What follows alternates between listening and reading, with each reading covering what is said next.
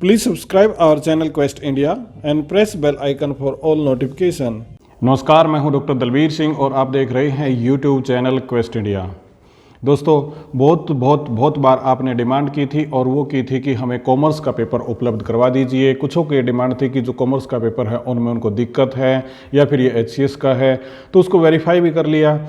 अब वेरीफाई करने के बाद मेरे पास 2 क्वेश्चन पेपर आए हैं कॉमर्स के। मैं आज आपको एक ही उपलब्ध करा पाऊंगा। इसके साथ में कंप्यूटर साइंस के बारे में भी बहुत सारों की डिमांड आई, तो कंप्यूटर साइंस का भी आज मैं उपलब्ध आपको क्वेश्चन पेपर करवा रहा हूं। इसके साथ में बहुत इंपॉर्टेंट टास्क, कुछ जो फॉर्म में गलती कर देते हैं या फिर जिनको CGPA कैसे काउंट करना है उसके बारे में बात करेंगे। तो वीडियो को शुरू से आखिर तक जरूर देखिए, इसके अंदर बहुत ही काम की बातें आपको मिलेंगी। तो आइए शुरू करते हैं।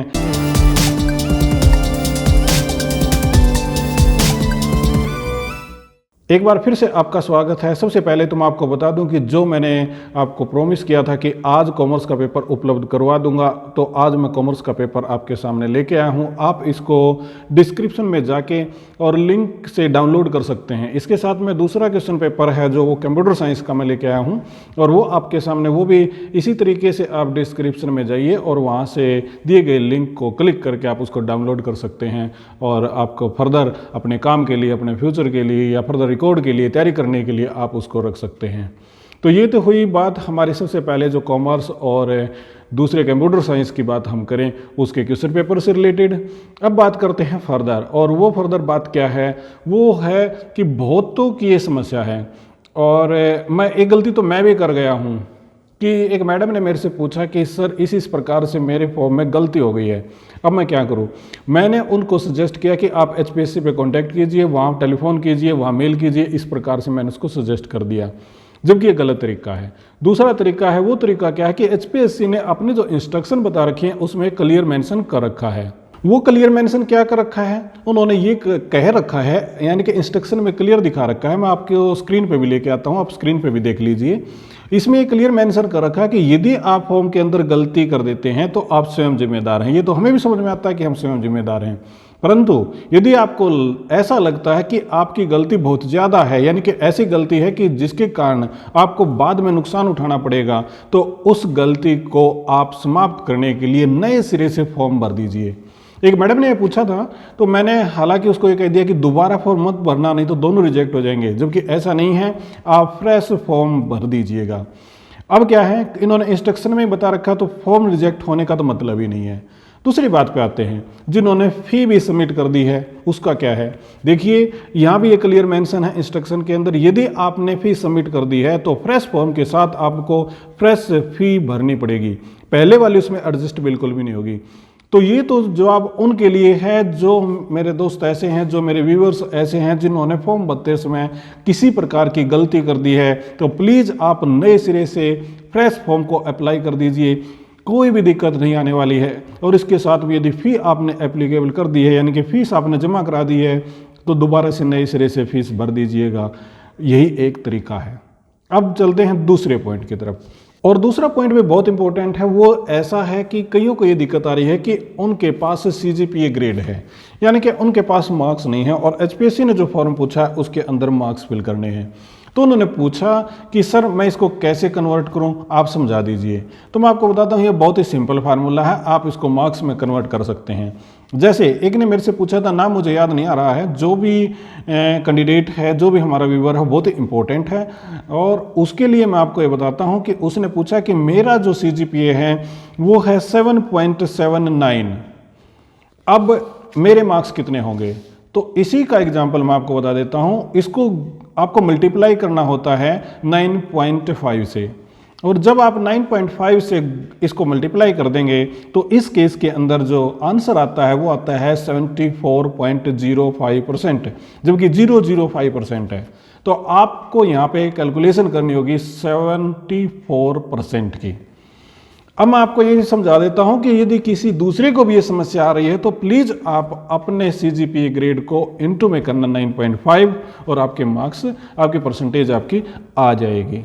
ये तो बात हुई उनकी जिनको CGPA ग्रेड मिला है, उनको मार्क्स फिल करने में दिक्कत आ रही है। अब हम चलते हैं नेक्स्ट पे।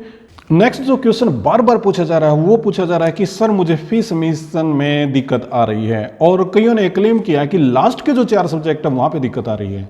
देखिए, मेरे पास एक केस ऐसा आया था जो मेरा नॉन कह सकते हैं, वो मेरे पास फॉर्म बनवाने के लिए, अप्लाई करवाने के लिए आया, और मैंने खुद अपने सिस्टम पे बैठ के उसका फॉर्म अप्लाई किया है, और वहाँ पे कोई समस्या नहीं आई। जो लास्ट 4 की बात है मैं उसकी बात कर रहा हूँ। तो देखिए, मैं बार बार आपको कहता हूँ please upgrade your browser. Fee submission में यदि दिक्कत हो तो ब्राउजर की समस्या, और कोई समस्या नहीं है। दूसरी बात, हो सकता है कि आपका सिस्टम पुराना हो, आप सिस्टम चेंज कर लीजिए। यदि ब्राउजर आपका अपग्रेड नहीं है या आपको अपग्रेड करना नहीं आता है तो कई सारी समस्या हो सकती हैं कि आप दूसरे सिस्टम पर बैठिए और वहाँ से आप अप्लाई कर दीजिए, आपका आसानी से हो जाएगा। देखिए, मेरे पास विंडो 10 है और ब्राउज़र मेरा क्रोम है, लेटेस्ट ब्राउज़र मैं यूज कर रहा हूँ। मुझे इस प्रकार की कोई समस्या नहीं आई है, तो मैं नहीं समझता कि आपको भी कोई समस्या आएगी।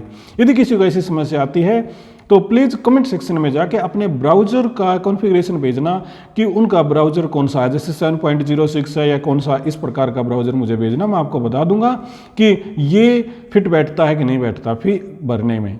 और एचपीएससी ने अपने इंस्ट्रक्शन में भी क्लियर कर रखा है कि आपको अपग्रेडेड रखना है, यानी कि लेटेस्ट ब्राउज़र रखना है, तभी आपकी ये सारी समस्या नहीं आएगी।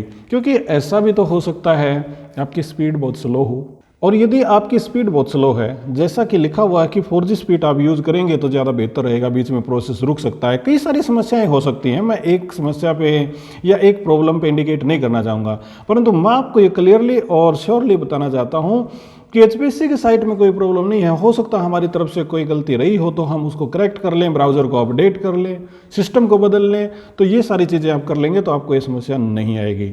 अब चलते हैं नेक्स्ट पॉइंट पे, और वो नेक्स्ट पॉइंट है जेआरएफ से संबंधित। बहुत सारों ने पूछा है कि सर मेरा जेआरएफ क्वालिफाई है, क्या मुझे एक्स्ट्रा बेनिफिट मिलेगा? और मैं आपको बताना चाहता हूं कि यहाँ बिल्कुल साइलेंट है, एचपीएससी ऐसा कुछ नहीं कहा गया है। जबकि जेआरएफ जो होता है आपको रिसर्च स्कॉलरशिप होती है, इसकी फुल फॉर्म भी जूनियर रिसर्च फेलोशिप है। तो आप इस बात को समझिए कि यहाँ पे आपको कोई प्रेफरेंस नहीं मिलने वाली। हाँ, मोरल तौर से प्रेफरेंस इंटरव्यू के टाइम आपको हो सकता है कि नेट के कंपैरिजन में आपके पास जेआरएफ है तो मॉरली थोड़े सा आपका 1-2 नंबर इंटरव्यू लेने वाला ज़्यादा लगा दे, इससे ज़्यादा आपको कुछ नहीं होगा। नेट और जेआरएफ यहाँ पे इक्वल हैं। तो ये है उनके लिए आंसर जिन्होंने जेआरएफ से संबंधित पूछा है।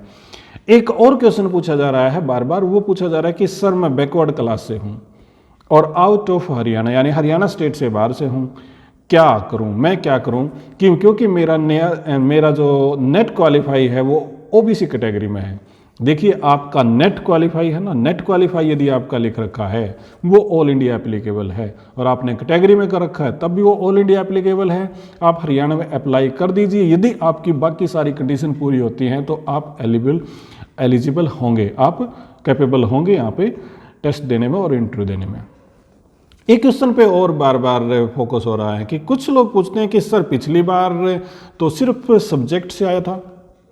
कहने का मेरा मतलब है कि उन क्वेश्चन पेपर की बात कर रहे हैं जो 50 मार्क्स के काउंट होते हैं। 100 मार्क्स का पेपर आता है, 100 क्वेश्चन का पेपर आता है सॉरी, और काउंट होते हैं 50 मार्क्स। तो बार बार ये पूछते हैं कि सर पिछली बार तो ऐसा नहीं हुआ, अब की बार क्या जीके आएगा? मैं बताता हूं आपको कि ये क्लियर नहीं है और श्योर भी नहीं है, और हो सकता है आपका सिर्फ सब्जेक्ट से आए, क्योंकि नया क्राइटेरिया, नया सिलेक्शन क्राइटेरिया अभी भी नहीं आया है। और ये भी मैं आपको बताना चाहता हूं कि नया क्राइटेरिया यदि नहीं आता सिलेक्शन क्राइटेरिया, तो जो पिछले वाला सिलेक्शन क्राइटेरिया उसी के आधार पे आपकी सिलेक्शन होगी। फिर बात आती है कि क्या जीके आएगा, तो मैं ये बताना चाहता हूं कि there are a strong possibility, बहुत ज़्यादा पॉसिबिलिटी है कि अब की बार जीके आएगा, और खासकर हरियाणा के 15 से 20 क्वेश्चन हो सकता है आपके जरूर आए।